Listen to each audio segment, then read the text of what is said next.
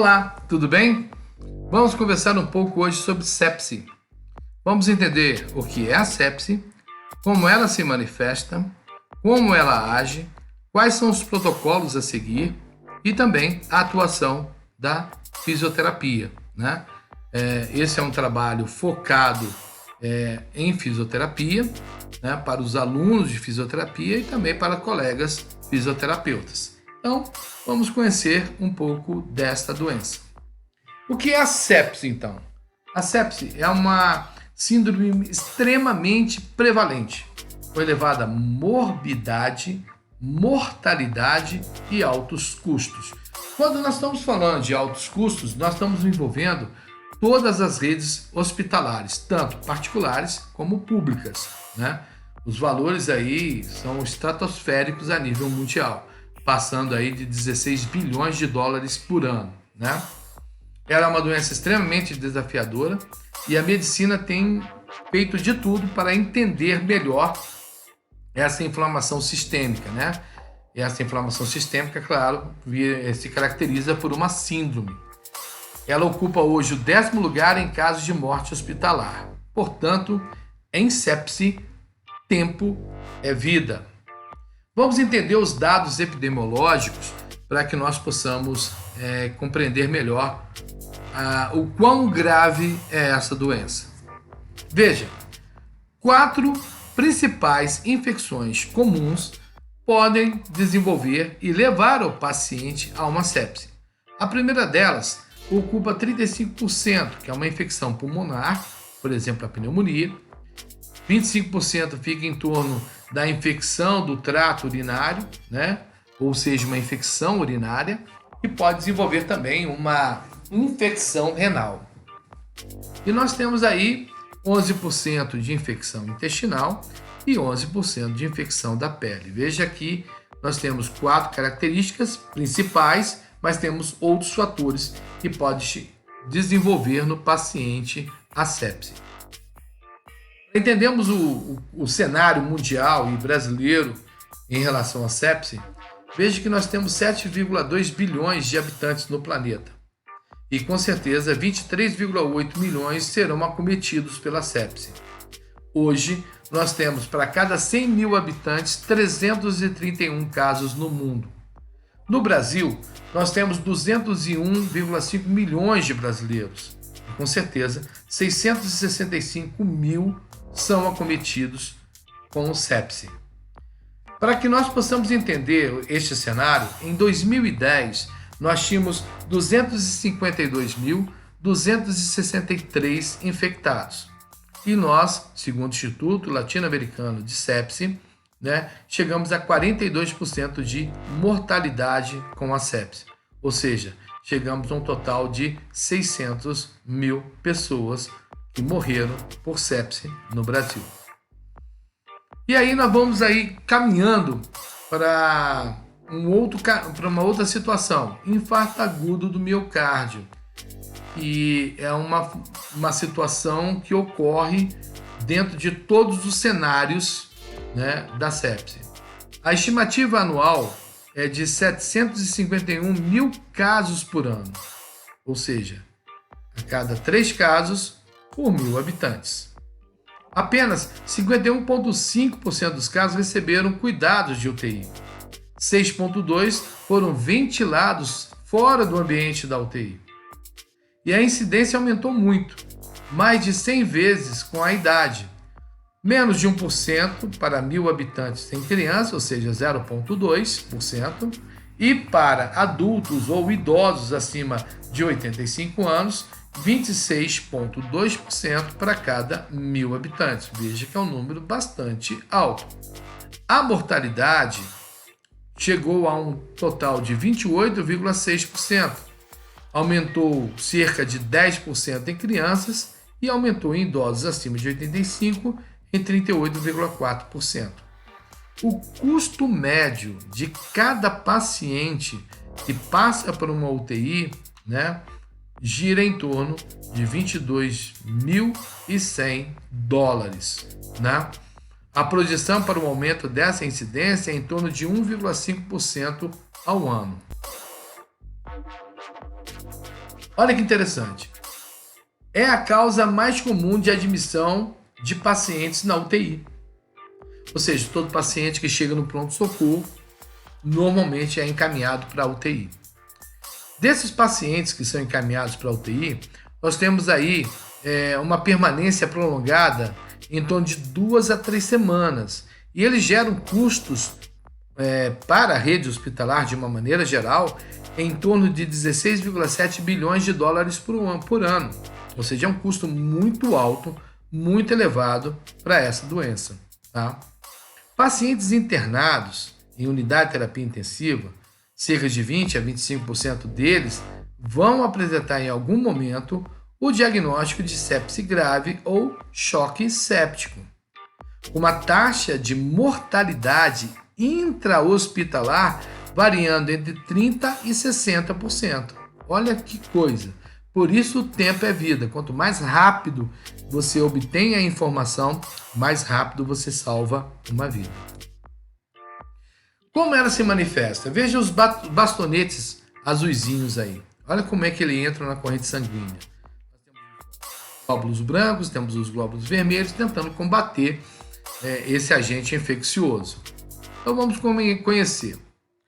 Bom, esse agente infeccioso, ele apresenta sinais no ser humano como o mau funcionamento dos órgãos. Não há exame específico, tipo assim, eu faço o exame agora e tenho certeza que eu tenho sepse. Não, é um conjunto de informações que você vai fazer, vai levantar esses dados, vai fazer uma pesquisa junto ao paciente para poder entender se ele tem ou não sepse. Por exemplo, começamos aí com um hemograma, para a gente identificar o foco, tem a radiografia do tórax, vamos fazer o exame de urina, e depois a gente tem a situação de cultura do sangue, caso agrave mais. Temos o lactato também, que é uma forma de você levantar aí as informações dentro da sua pesquisa, quando o paciente chega para você dentro de uma UTI. E o que pode ser sepse? Então vamos pensar junto comigo o que pode ser sepse. Veja, nós temos 8 situações muito características no conjunto completo. Ou seja, se você pegar esse conjunto de 8 fatores, nós temos aí uma possibilidade muito grande do paciente estar desenvolvendo a sepse. A questão da febre, a questão da aceleração do coração, a respiração rápida, a fraqueza, a hipotensão, ou seja, que é a pressão baixa, diminutiva, né? A diminuição da urina, ou seja, a diminuição da micção, paciente muito sonolento e ainda ter muita confusão mental.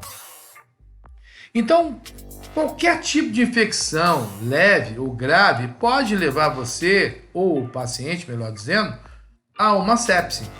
Então, mas as mais comuns são a pneumonia, as infecções na barriga e as infecções urinárias, certo? E quanto menor o tempo da infecção, menor o surgimento da sepse. Por isso, a urgência em reunir a informação mais rápida para que você possa salvar mais vidas. Por isso, tempo é vida. Olha, em que incidência nós temos junto aos nossos pacientes que podem desenvolver? Quais são os maiores fatores ou os maiores riscos que nós temos dentro do cenário mundial? Ou seja, prematuros, né? Crianças abaixo de 1 ano, idosos acima de 65, pacientes com câncer, AIDS ou que fizeram o uso de quimioterapia ou outros medicamentos que vão afetar as defesas do organismo, né?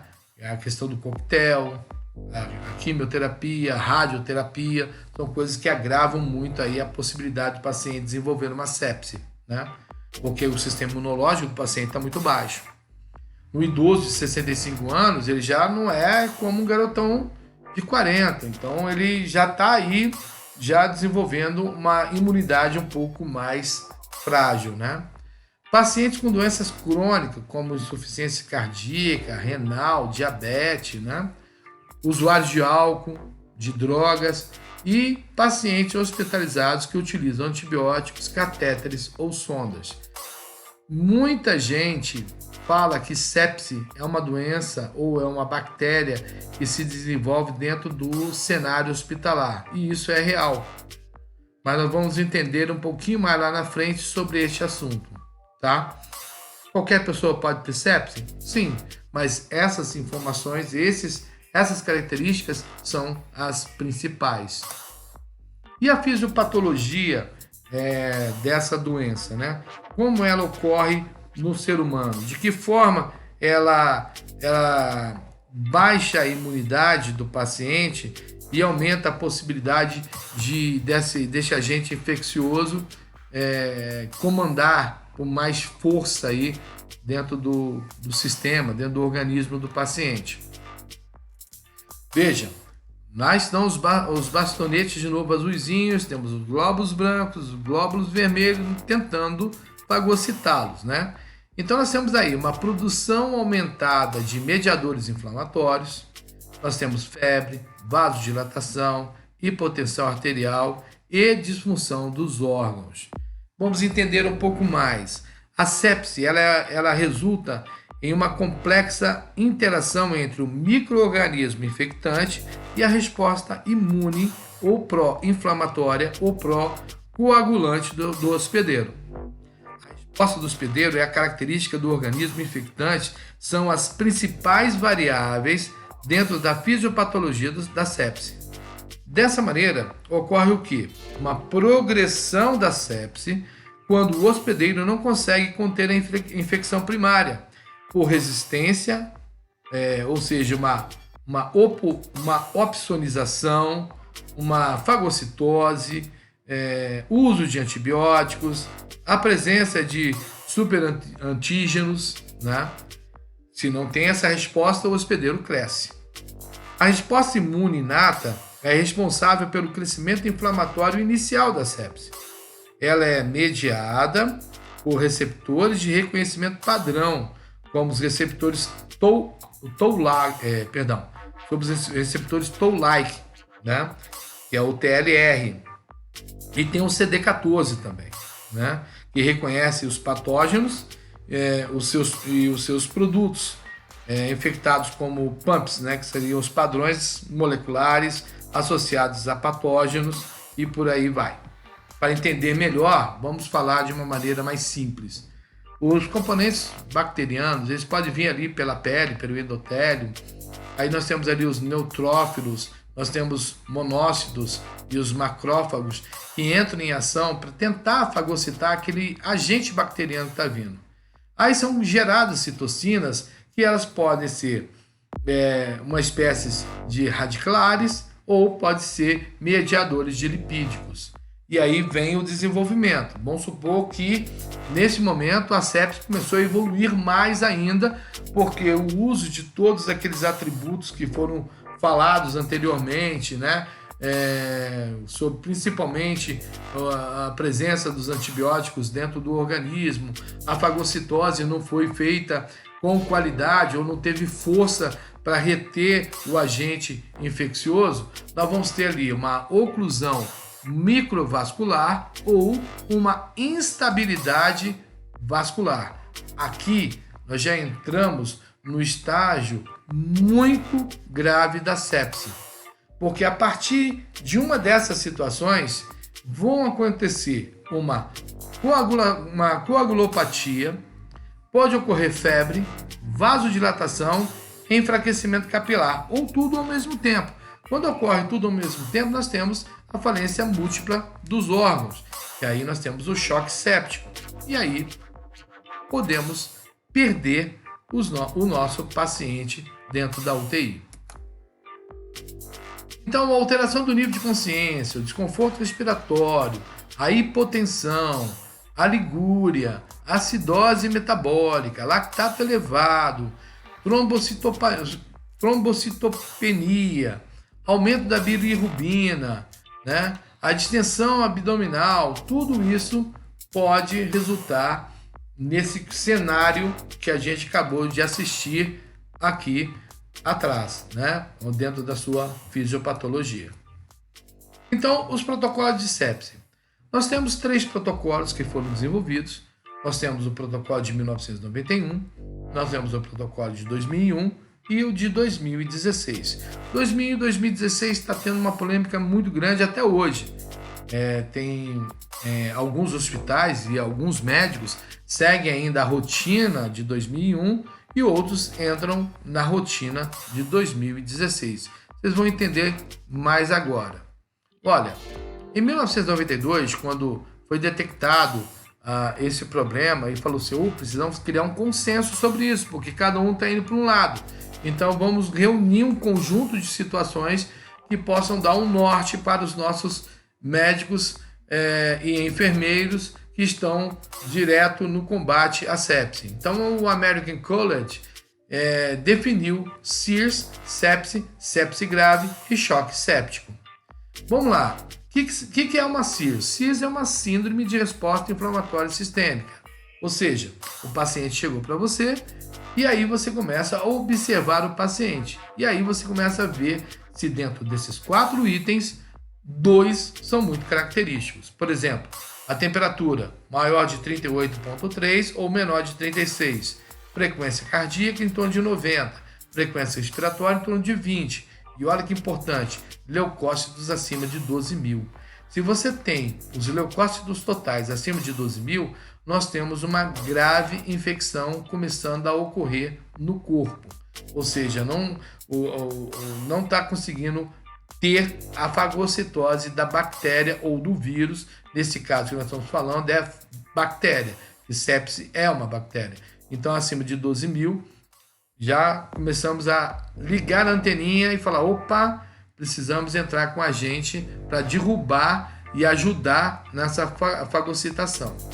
Então, daí nós temos, depois da SIRS, nós temos a sepse, que seria uma SIRS secundária, né? Que é onde você tem uma infecção confirmada ou presumida. Mas ainda não há uma coleta de hemocultura, ou seja, uma cultura positiva no sangue. Depois nós temos a sepse grave, que é a presença de critérios em que a sepse está associada a uma hipoperfusão ou disfunção de pelo menos um dos órgãos, né? E aí nós vamos para o 4º item mais grave, que é o choque séptico, onde a sepse grave está associada a uma hipotensão arterial não responsiva, né, e adequada a uma reposição, né? Aí nós temos aí a falência múltipla dos órgãos. Seguindo, nós temos a seguinte situação. Faremos então os exames complementares, vamos juntar lá o conjunto desses fatores, né? Hemograma completo, ureia, glicemia, gasometria, proteína C reativa, urina, raio-x do tórax. Ok, passamos por esse padrão e vimos, opa, o paciente tem, sim, um agente infeccioso que pode ser uma sepse. Então, nós conseguimos considerar que, a partir do momento da rotina que foi pré-estabelecida, vimos que o paciente já está em sepse grave. Então, nós temos lá o SIRS, sepse e depois o sepse grave. Vamos voltar aqui na imagem anterior. Nós temos SIRS, sepse e sepse grave. Quando eu chego aqui nesse ponto e falo, opa, agora nós temos uma possibilidade enorme de desenvolver aqui uma sepse. Aí nós teremos aí, depois de toda essa situação, desse cenário, nós temos a coleta das culturas, né? Pelo menos 2 tipos de cultura, para que nós possamos entender, né? Então o American College classificou nessa primeira situações esse cenário. Nós temos a SIRS, nós temos o foco infeccioso, nós temos a disfunção dos órgãos e temos a hipotensão. Então nós temos o SIRS, a sepse grave e o choque séptico. Entendendo essa situação, né, fechando dentro do cenário de 91, nós vamos entender agora os protocolos que foram criados em 2001. Tá? Então nós temos aí uma polêmica muito grande, porque chegou em 2016 com um protocolo de 1 hora. E em 2001 nós tínhamos protocolo de 3 e 6 horas. Então, a polêmica atual é acerca do protocolo de sepse, né? Os antigos pacotes de 3 e 6 horas.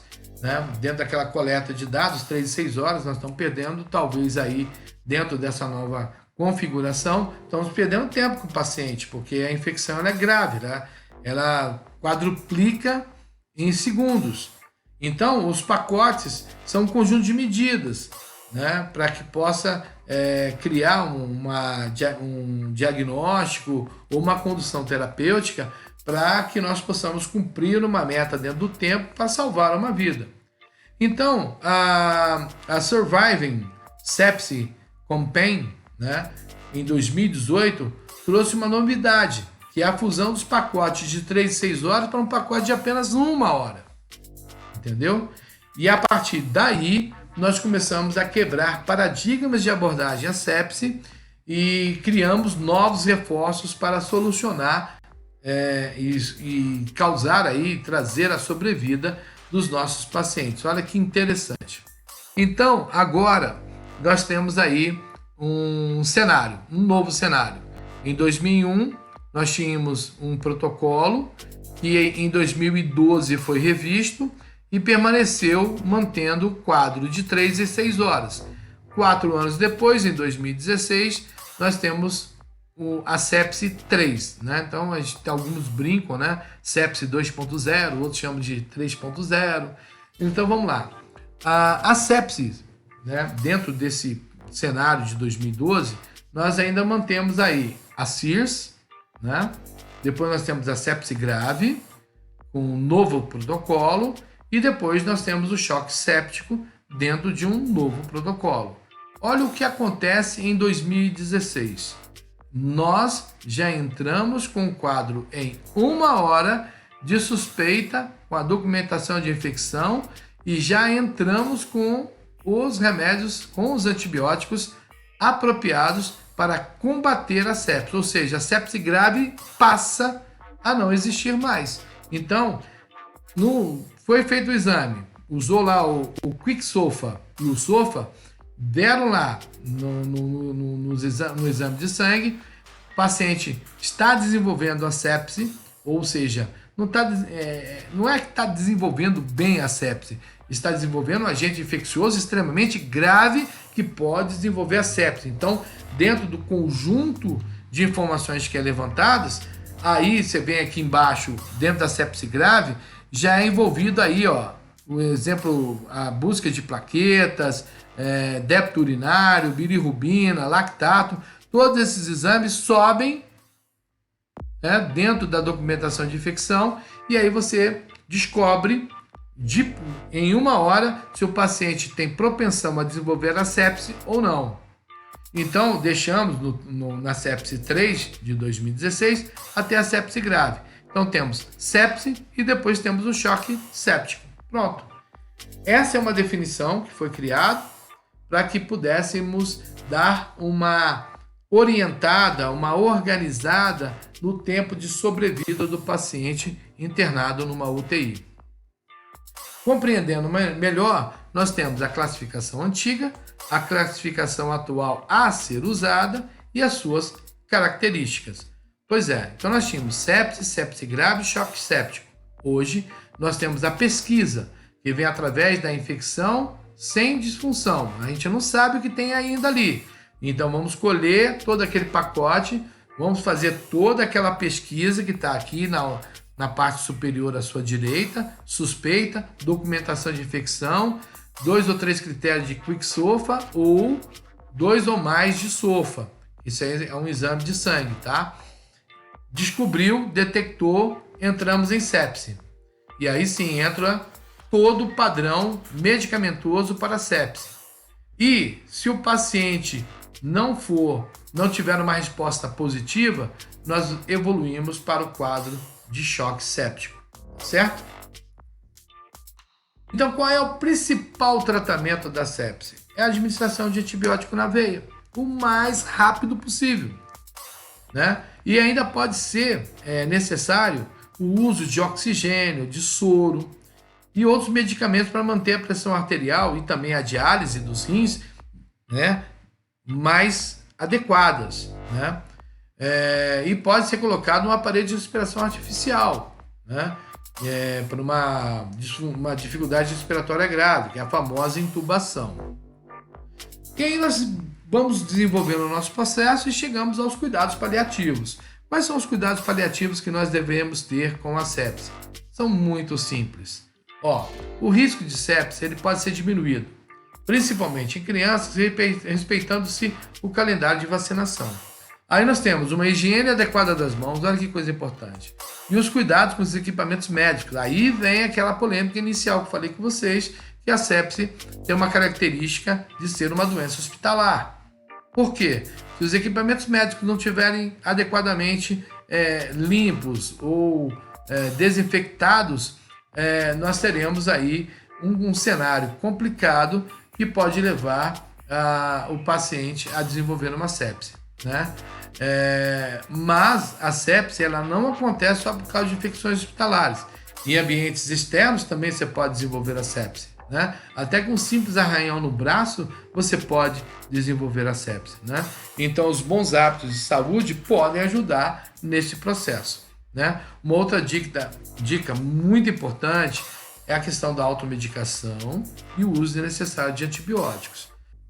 E agora sim entra a nossa atuação, nós como fisioterapeutas. Como a gente pode atuar? De que forma nós podemos ajudar o paciente que está na UTI, o paciente que já saiu do hospital e teve sepse? Como é que nós podemos ajudar esse paciente? De que forma a gente contribui? A gente já contribui lá dentro da UTI. Não é somente o médico e o enfermeiro que estão ali do lado do paciente. Nós, fisioterapeutas, também. Porque para a atuação de uma melhor prevenção a essa doença, nós precisamos de uma equipe multiprofissional. E essa equipe multiprofissional, ela vai ajudar na intenção de recuperar o paciente. No caso, o fisioterapeuta pode ajudar, como diz, está vendo na imagem aí, né?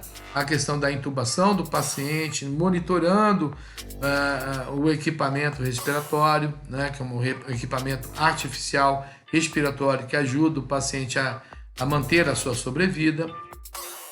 E dentro do hospital e fora do hospital, temos a fisioterapia respiratória. Qual é o objetivo da respiratória? Fazendo uma higiene brônquica e uma expansão pulmonar. Aí você tem o uso de respirons e todos os equipamentos que você pode ajudar o paciente no seu desenvolvimento. Principalmente se o paciente tiver uma complicação respiratória, que é o caso mais comum na UTI, cerca de 35%, está relacionado com o pulmão. Sendo assim, o paciente que sai do hospital e ele já está mais equilibrado, já está pronto para uma vida comum, nós temos aí a fisioterapia melhorando a qualidade de vida do indivíduo. E aí a gente ajuda nesse processo, né, com o paciente. Um movimento simples, né, trazendo o paciente de volta a uma qualidade de vida que ele tinha anterior a essa doença, né? Fechando nossa apresentação, o dia 13 de setembro é considerado o Dia Mundial da Sepse. Então, vamos parar a sepse e vamos salvar vidas. Tem um site que vocês estão vendo aí na tela. Acesse esse site, tem muita informação interessante sobre sepse e temos que levar em conta uma informação muito importante. A cada segundo, alguém morre de sepse no planeta. E isso a gente tem que dar um jeito de frear. Então, pare a sepse e vamos salvar vidas.